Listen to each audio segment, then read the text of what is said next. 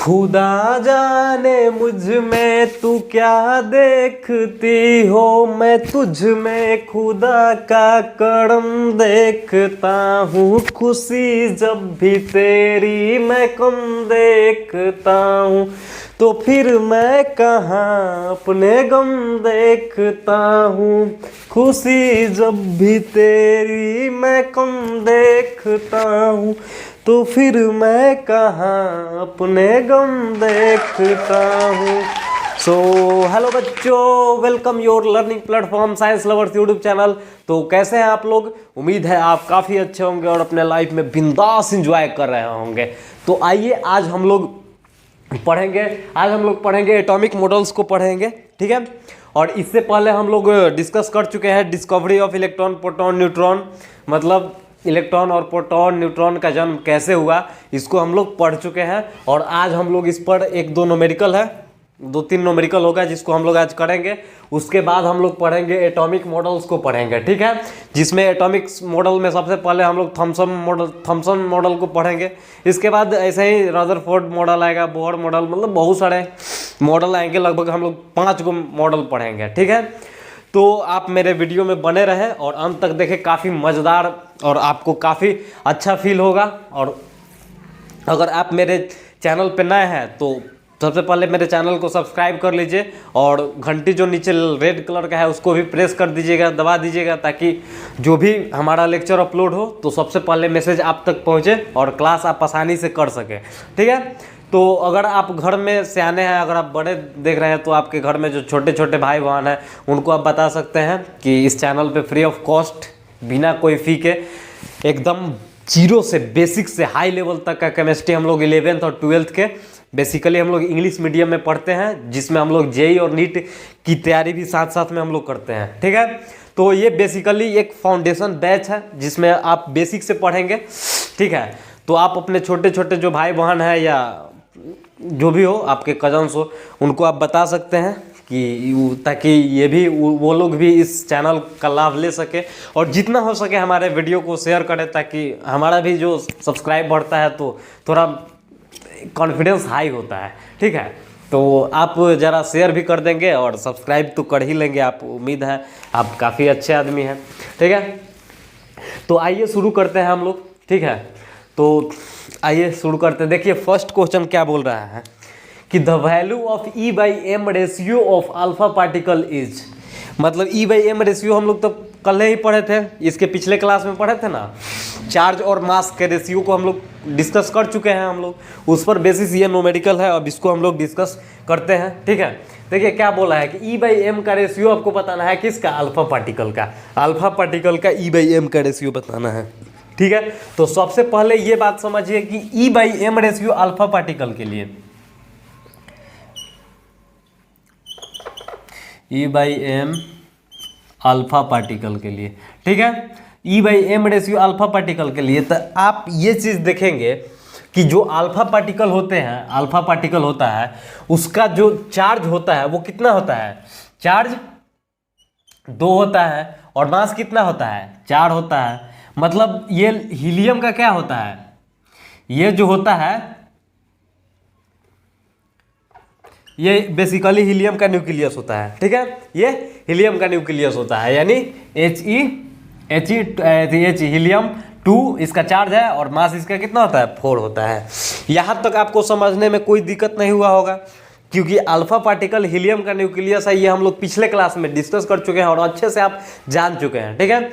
और अल्फा कण को आप बहुत ही अभी बेहतर तरीके से नहीं समझे होंगे, क्योंकि आप अभी फिजिक्स जब पढ़ेंगे क्लास 12th के, तो उसमें आप मॉडर्न फिजिक्स में पढ़ेंगे, या आप रेडियो एक्टिविटी जब भी पढ़ेंगे तो उसमें आपको अल्फा पार्टिकल को बहुत ही अच्छे और बेहतरीन तरीक़ा से आपको समझने के लिए मिलेगा, ठीक है। फिलहाल आप इसको याद रखेंगे कि ये जो अल्फा पार्टिकल होता है वो बेसिकली क्या होता है? हीलियम का न्यूक्लियस होता है, जिसका चार्ज जो होता है कितना होता है? 2 होता है और मास कितना होता है? 4 होता है, ठीक है। अब यहाँ से हम लोग समझते हैं। देखिए यहाँ से हम लोग को अब करना क्या है? E/m का रेशियो निकालना है, E/m का रेशियो। तो देखिए एक इलेक्ट्रॉन का चार्ज कितना होता है? एक इलेक्ट्रॉन पर कितना चार्ज होता है?